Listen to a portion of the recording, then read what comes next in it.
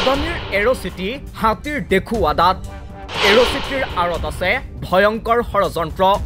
এৰ'চিটিৰ নাম লৈ কোনে অধিগ্ৰহণ কৰিব থলুৱাৰ ভূমি কিয় দেখুওৱা হৈছে এটা অবান্তৰ প্ৰকল্পৰ সপোন কোনো প্ৰভাৱশালীৰ পৰিয়াললৈ যাব নেকি থলুৱাৰ মাটি ভেটি আদানীৰ এৰ'চিটিৰ বাবে তিনিখন গাঁৱৰ মাটি ভেটি চৰকাৰে অধিগ্ৰহণ কৰিবলৈ ওলাইছে দ্য ক্ৰছ কাৰেণ্টত পোনপ্ৰথমে এই বাতৰি সম্প্ৰচাৰ হোৱাৰ পাছৰে পৰা ৰাজ্যৰ সচেতন মহলত এই লৈ ব্যাপক চৰ্চা দেখিবলৈ পোৱা গৈছে কিন্তু শেহতীয়াকৈ এই সন্দৰ্ভত পোহৰলৈ আহিছে আন কেতবোৰ ভয়ংকৰ তথ্য যে তথ্যই চকু কপালত তুলিব আপোনাৰো আমি প্ৰথমেই কোৱাৰ দৰে এই এৰ'চিটি হাতীৰ দেখুওৱা দাঁতৰ দৰে খোৱাৰ দাঁতৰ দৰে লুকাই আছে ইয়াৰ আঁৰত থকা ষড়যন্ত্ৰ দ্য ক্ৰছ কাৰেণ্টৰ পৰিচালন সম্পাদক খগেন কলিতাৰ অনুষ্ঠান চিধা কথাত জ্যেষ্ঠ সাংবাদিক A.K. তালুকদাৰে বিশ্লেষণ কৰিলে কেনেকৈ এই প্ৰকল্পৰ নামত এটা গুকাত মিছা মাতিছে চৰকাৰে পুনতে শুনক এৰ'চিটিৰ বাবে কিমান মাটিৰ প্ৰয়োজন হ'ব সব মিলাই 2017 আপুনি মে মাহৰ সব নিউজ পেপাৰ ওলাই চাওক অল ইণ্ডিয়াৰ নিউজ পেপাৰ মেইন ষ্ট্ৰীম আমাৰ অসমৰ মেইন ষ্ট্ৰীম নিউজ পেপাৰ ওলাই চাওক এটা ক্লিয়াৰ লিখা আছে 2000 একৰ মাটি লাগে 1 একৰ মাটি ইজ ইকুৱেল টু 3+ বিঘা 3 বিঘাতকে অলপ ওপৰত হয় এতিয়া আপুনি 2000 ইনটু 3 কৰক 3+ তে এৰাউণ্ড 7000 বিঘা হৈ যাব অৰ্থাৎ যদি হসাই গুৱাহাটী বিমানবন্দৰৰ কাষত এৰ'চিটি স্থাপন কৰিবলগীয়া হয় তেতিয়া প্ৰায় 6-7 একৰ ভূমিৰ প্ৰয়োজন হ'ব 2017 চনতে যেতিয়া এই প্ৰকল্পৰ প্ৰস্তাৱ দিয়া হৈছিল তেতিয়াই 2000 একৰ মাটিৰ প্ৰয়োজন হ'ব বুলি অসম চৰকাৰক প্ৰস্তাৱ দাখিল কৰা হৈছিল কিন্তু যেতিয়া 6-7 একৰ মাটি অধিগ্ৰহণ কৰা হ'ব তেতিয়া আজাৰা মিৰ্জাপুৰ গড়লৰ দৰে আৰু কিমানখন গাঁৱৰ জনতাই নিজৰ পৈতৃক ভেটিটো এৰি দিব লাগিব সেয়া চিন্তা কৰক এতিয়া আহিছো কিয় এই প্ৰকল্প অবাস্তৱ বুলি আজিৰ দিনত চৰ্চা আৰম্ভ হৈছে তাৰ আগে জানোৱা হওক এৰ'চিটি কি এয়াৰপোৰ্ট সম্পৰ্কিত এটা টাউনশ্বিপ হ'ব এটা সিটি হ'ব এটা টাউন হ'ব এটো ক'ত হয় এটো এনেকুৱা জায়গাত হয় য'ত আপোনাৰ বহুত ফ্লাইট ডেইলি ইন্টাৰনেশনাল ফ্লাইট আছে বেলেগ বেলেগ কান্ট্ৰীত যায় এতিয়া এজন মানুহ গুৱাহাটীত নামিছে কালি সিংগাপুৰৰ পৰা অহা কালি যাব তেখেতে আকৌ লণ্ডন তেতিয়া এই মানুহজন ৰাতি থাকিব লগা হৈছে ওচৰত এটা বাল হোটেল থাকিলে বাল হয় সিটিৰ ভিতৰত সোমাব নালাগে সিটিৰ ভিতৰত সোমালে ট্ৰাফিক জাম টাইম কষ্ট কনজেশন এইবোৰৰ পৰা বচাবৰ কাৰণে এটা সিটি বেলেগ এটা টাউনশ্বিপ বনাই দিয়া হয় যে তাতে আমাৰ এই সুবিধা থাকিব পেসেঞ্জাৰ বিলাক এটা থাকিব ৰাতিখন থাকিব লগা হৈছে থাকিব ৰাতিপুৱা উঠি বেলেগ ফ্লাইট গুচি যাব ইন দা মিন টাইম তেখেতৰ খোৱা লোৱা টাকা বজাৰ অলপ বজাৰ টকা কৰিবৰ কাৰণে দোকান খুলিব আৰু লগত পাইলট ধৰক বহুত পাইলট বহুত ক্ৰু মেম্বাৰ হোষ্টেছ বিলাক ইয়াৰ হোষ্টেছ থাকিব লগা আছে ৰাতি অহাকালি প্লেন যাব আজি ৰাতি আৰু শেষ হৈছে ইয়াতে আহি এইবিলাকৰ কাৰণে এটা এৰ'চিটি বুলি বনোৱা হয় কিন্তু গুৱাহাটীৰ লোকপ্ৰিয় গোপীনাথ বৰদলৈ বিমানবন্দৰৰ কাষত কিয় এৰ'চিটিৰ প্ৰয়োজন নাই আমাৰ ইয়াতে মাত্ৰ 2খন ফ্লাইট যায় ভুটানৰ ড্ৰাক এয়াৰ আৰু এয়াৰ এছিয়া সপ্তাহত 3 দিন বা 4 দিন সিংগাপুৰ যায় দুটা আৰু বেংকক যায় দুটা এই 4খন ফ্লাইটৰ কাৰণে এই 4খন ফ্লাইটৰ পেসেঞ্জাৰ ক'ত থাকে হয় অতিপাত ব্যস্ত বিমানবন্দৰৰ বাবেহে এৰ'চিটিৰ প্ৰয়োজন কিন্তু এতিয়াও গুৱাহাটী বিমানবন্দৰত তেনে কোনো পৰিৱেশ আহি পৰা নাই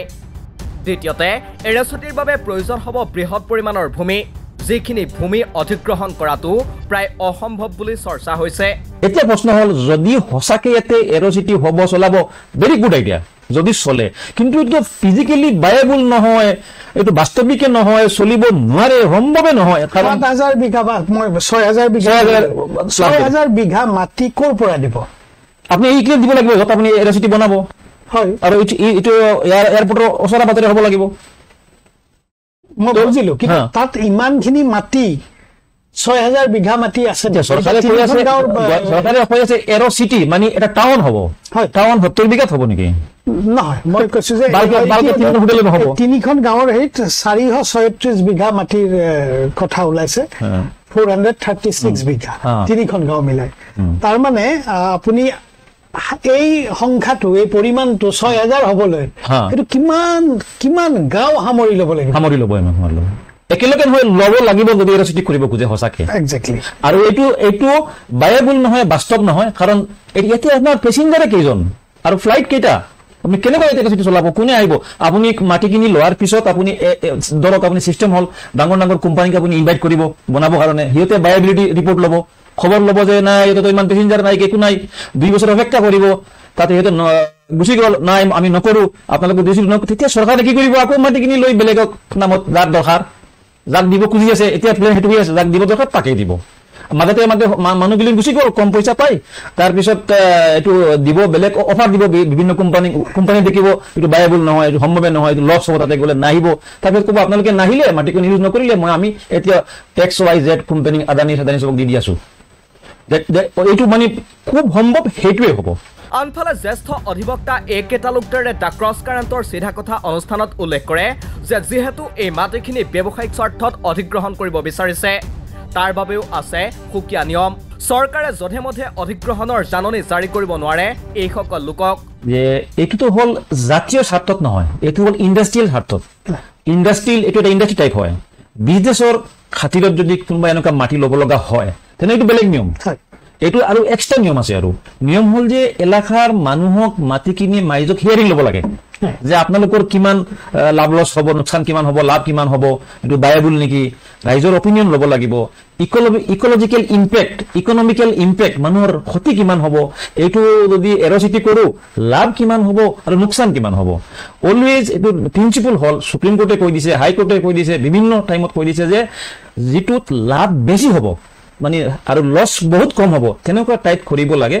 আৰু ৰাইজক ফুল হিয়াৰিং দিব লাগে কিন্তু কোনো শুনানি অবিহনে চৰকাৰে ব্যৱসায়িক স্বাৰ্থ আগত ৰাখি অধিগ্ৰহণ কৰিবলৈ ওলাইছে থলুৱাৰ মাটি ভেটি